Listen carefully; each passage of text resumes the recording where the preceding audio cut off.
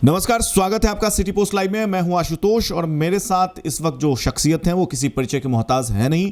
मैं फिर भी बता देता हूं कि बिहार के पूर्व मुख्यमंत्री जीतन राम मांझी जी मेरे साथ हैं और इनसे जो भी विवाद चल रही है कमलनाथ जी को लेकर के उस पर हम बात करेंगे और तमाम बिहार के और तमाम राजनीतिक मुद्दों पे बात करेंगे। सर, सबसे पहले तो आपका स्वागत है सिटी पोस्ट लाइव में।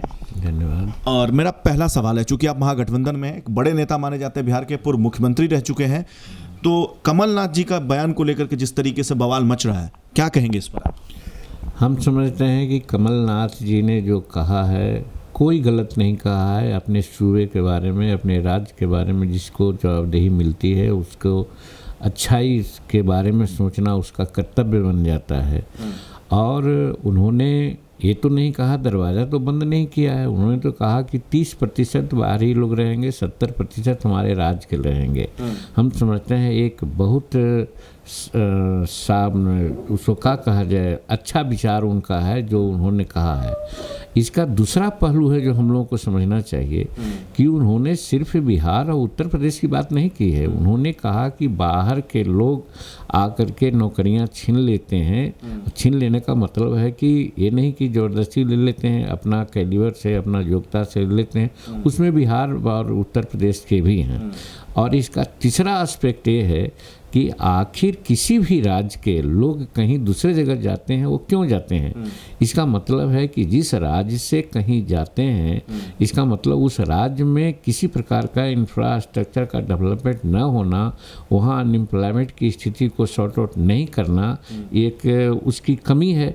हम कह सकते हैं कि उत्तर प्रदेश और बिहार में हमारे युवाओं को जो मिलना चाहिए तवज्जो वो नहीं दिया गया है। सब लोग अपना इधर उधर करके बात के शासन चलाए हैं और युवाओं को उन्होंने रोज़गार नहीं दिया है। अगर हमारे यहाँ युवाओं को रोज़गार मिल जाता तो फिर हमारे युवा क्यों बाहर जाते? और अगर बाहर जाते अपना मेरिट से तो उसमें 30% का स्कोप बहुत ज़्यादा है, उतना में अपना प्राप्त करते, जैसे विदेशों में भी जाते हैं, अन्य जगहों में भी जाते हैं। तो सबसे पहले बात ये होना चाहिए, चाहे बिहार या बंगाल में उत्तर प्रदेश के लोग कहते हैं हाय तौबा मचा रहे हैं, वहाँ आज तक जो शासन में रहा, चाहे जिस पार्टी के लोग रहे, अभी तक क्यों नहीं परिस्थिति बनी कि वहाँ के लोग बाहर ना जाएं, बल्कि बाहर के लोग वहाँ आकर के अपना काम करें? अगर इस परिस्थिति में मध्य प्रदेश में कमलनाथ जी ने जो कहा है, हम उनकी बात को अन्यथा नहीं मानते हैं। और इसके लिए हम रामायण की एक बात कहा करते हैं और वो रामायण की बात को समझने की आवश्यकता है कि जिस समय लक्ष्मण जी राजगद्दी मिल रही थी अयोध्या में लंका के बाद रहने से, तो दोनों साथ रहा करते थे, लेकिन राज्य काज होने के चलते रामचंद्र जी गद्दी पर बैठ गए तो लक्ष्मण को लगा कि और आज तो राजभार ही वे प्रजार्थ ही धारेंगे, व्यस्त रहेंगे, हम सबको भी मानो विवश विचारेंगे।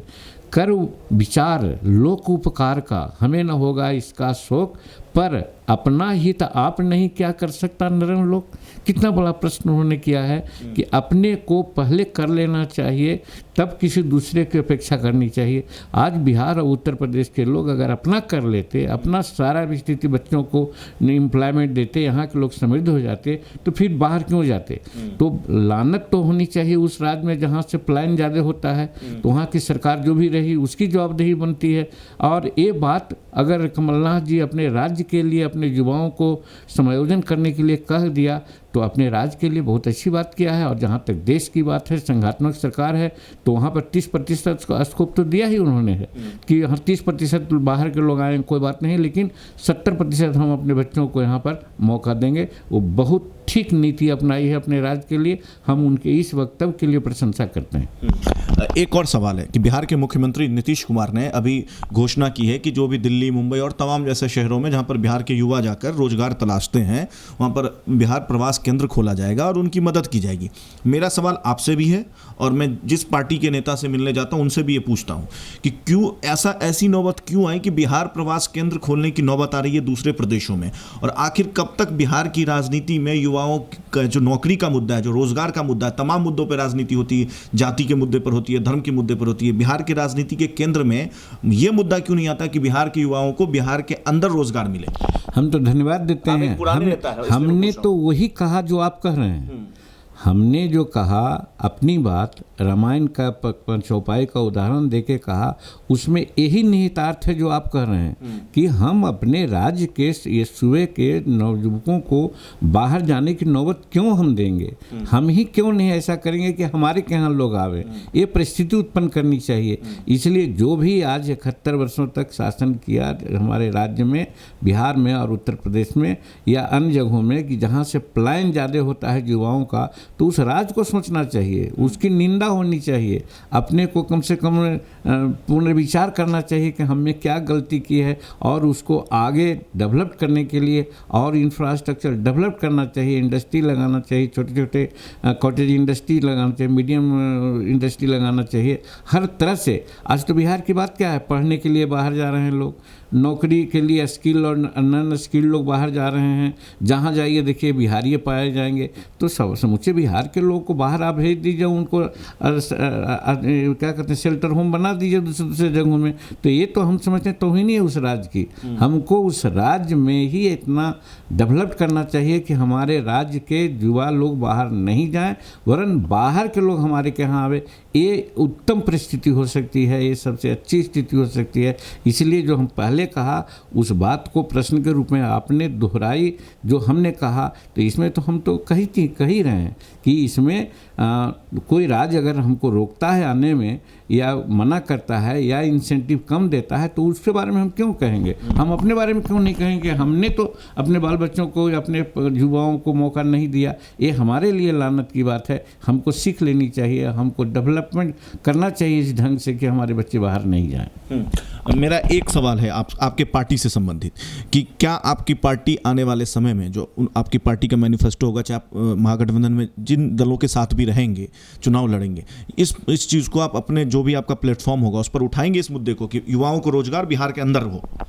देखिए, आपको शायद पता होगा कि कुछ दिन के लिए जब हम मुख्यमंत्री थे तो मुख्यमंत्री के रहने के चलते हमने युवाओं के लिए जो काम किया था उसमें एक ये भी था कि हमारे जो युवा लोग हैं, पढ़े लिखे लोग हैं, आत्महत्याएं हम देखते हैं कभी काल गार्जियन भर से बच्चों में होती है तो उसके चलते आत्महत्या हो जाती है। क्यों? कि चूँकि उनको मौका नहीं मिलता है। इसीलिए हम उनको अनएम्प्लॉयमेंट भत्ता देने की बात किया था कि हम कम से कम उनको 5,000 रुपया हर महीना हम देंगे। उससे वो अपना पढ़ सकते हैं, किताब खरीद सकते हैं, इंटरव्यू में जा सकते हैं। और बदकिस्मती बस अगर उनको किसी तरह से नहीं कुछ हुआ तो अगर 1 साल का वो अपना पेंशन जमा कर लेंगे तो और उतना पूंजी बैंकों से लेकर के वो अपना नियोजन खुद कर लेंगे, फिर उनको किसी प्रकार के और चीज़ की ज़रूरत नहीं होगी। तो युवाओं को आगे बढ़ाने के लिए, सेल्फ डिपेंडेंट होने के लिए तो हमने ये बातें उस समय थोड़े से क्षणिक समय में सोच लिया था। आगे मौका मिलता तो निश्चित रूप में हम यही प्रयास करते हैं कि हमारे युवा जो बिहार में, अभी हिंदुस्तान में सबसे ज़्यादा युवाओं की संख्या परसेंटेज हमारे बिहार में है, तो और हिंदुस्तान में समूचे संसार से ज़्यादा युवाओं की संख्या है हिंदुस्तान में। तो हमारे के यहाँ युवाओं को आगे बढ़ाने के लिए नीति तो किसी भी को बनाना ही पड़ेगा, न कि नीति की घोषणा कर दें और कुछ हम करें नहीं। जैसे आज वर्तमान प्रधानमंत्री जी कर रहे हैं, कहा कि भाई 2 करोड़ लोगों को हम नियोजन देंगे हर साल। आज 5 साल होने जा रहा है, 10 करोड़ लोगों को नियोजन हो जाना चाहिए था, या 9 करोड़ को तो जरूर हो जाना चाहिए था। और अभी सरकारी डाटा बतलाते हैं कि 70 या 72 लाख लोगों का ही मात्र नियोजन दिया है। तो मेरा कहने का मतलब कि नीति बननी चाहिए, युवाओं को एम्प्लॉयमेंट दे करके, युवाओं को सेटल करके ही हम आगे की राजनीति कर सकते हैं। ये हमारी विहित नीति है। अब मेरा 1-2 सवाल और मात्र है। सीट शेयरिंग को लेकर के सवाल है कि सीट शेयरिंग के फॉर्मूले पर कैसे पेंच फंसे, जो फंसा पेंच है वो सुलझाएंगे आप? एक महागठबंधन में अहम कड़ी हैं आप, और कितनी सीटों की मांग है और कितनी सीटों पे लड़ेंगे आप? देखिए, ये सब बात जो आप लोग बोलते हैं या बुलवाते हैं किसी के मुंह से, ये गलत है। अभी सीट का पेंच हमारे के यहाँ फंसा कहाँ है? अभी तो महागठबंधन में आपने देखा होगा कि 10 दिसंबर को यहाँ पर जितने भी अपोजिशन के लोग हैं उनकी एक बैठक हुई थी। उस बैठक में यही तय हुआ है कि हम लोग नेशनल लेवल पर एक ग्रैंड अलायंस बनाएंगे और फिर स्टेट लेवल पर भी उस अलायंस की यूनिट रहेगी और कॉमन मिनिमम प्रोग्राम बनेगा और उसके बाद फिर सीट शेयरिंग के बारे में हम लोग बात कर लेंगे। तो वो बात तो चरणबद्ध काम हो रहा है। फिर देखिए 20 तारीख को एक बैठक है, पहले 10 तारीख को बैठक हो चुकी है और इस पर कवायद चल रही है। हमारा कहना कहना है कि जब तक ग्रैंड अलायंस का जो केंद्र की कमेटी है सो और राज्य की कमेटी हो नहीं बन जाती है और जब इस पर विचार मंथन होता ही नहीं है, तब तक फिर ये कयास लगाना कि किसको कितना सीट मिला है, किसको न मिला है, हम समझते हैं कि ये सिर्फ किसी को खुश करने के लिए या मन का मनोरंजन करने की ये बात के सिवा कुछ नहीं है। तो आपको लगता है कि आखिरी प्रश्न है कि आपको लगता है कि महागठबंधन यूनाइट रहेगी? जिस तरीके से एनडीए में हलचल हो रही थी वैसे कुछ नहीं होगा, महागठबंधन सब कुछ ठीक रहेगा? हम समझते हैं कोई दिक्कत नहीं आएगी और कहीं कहीं कुछ प्रश्न हो जाते हैं, लेकिन इसमें तो हम धन्यवाद देते हैं राहुल गांधी को कि राहुल गांधी ने बहुत पहले साफ कर दिया है, सब लोगों के दिमाग में बात को साफ कर दिया है कि जो प्राइम मिनिस्टर का कैंडिडेट कौन होगा, तो उन्होंने कह दिया है कि पोस्ट पोल इलेक्शन के बाद ही हम लोग कुछ ऐसा सोचेंगे, उससे पहले कुछ नहीं। मतलब उन्होंने सेक्रीफाइस किया है। हम लोग भी यही सीख लेते हैं कि महागठबंधन में किसी प्रकार का कोई पेंच नहीं फंसने वाला है। हर पार्टी सेक्रीफाइस करने को तैयार है और एक ही उन लोगों का इरादा है कि किसी भी परिस्थिति में 2019 में भाजपा नीति सरकार नहीं बनेगी, एनडीए की सरकार नहीं बनेगी। उसके लिए हर कोई अपना सेक्रीफाइस करने को तैयार है। वहाँ पर हम लोग कैंडिडेट की भी बात वही सोचेंगे, अगर जिताऊ कैंडिडेट किसी के पास ज़्यादा है तो ज़्यादा सीट दे सकते हैं, जिताऊ कैंडिडेट किसी के पास कम है तो उनसे हम अनुरोध करेंगे कि साहब larger interest of the India और सोसाइटी आपको सेक्रीफाइस करना चाहिए। इसलिए हम लोग यहाँ कोई पेंच नहीं फंसने वाला है। हमसे बात करने के लिए आपका बहुत बहुत शुक्रिया। तो ये थे मेरे साथ बिहार के पूर्व मुख्यमंत्री जीतन राम मांझी। अगले एपिसोड में फिर किसी नए दिग्गज के साथ आपसे मुलाकात होगी। तब तक के लिए कैमरा सहयोगी अजीत के साथ मुझे दीजिए इजाजत और देश और दुनिया की खबरों के लिए देखते रहिए, पढ़ते रहिए सिटी पोस्ट लाइव।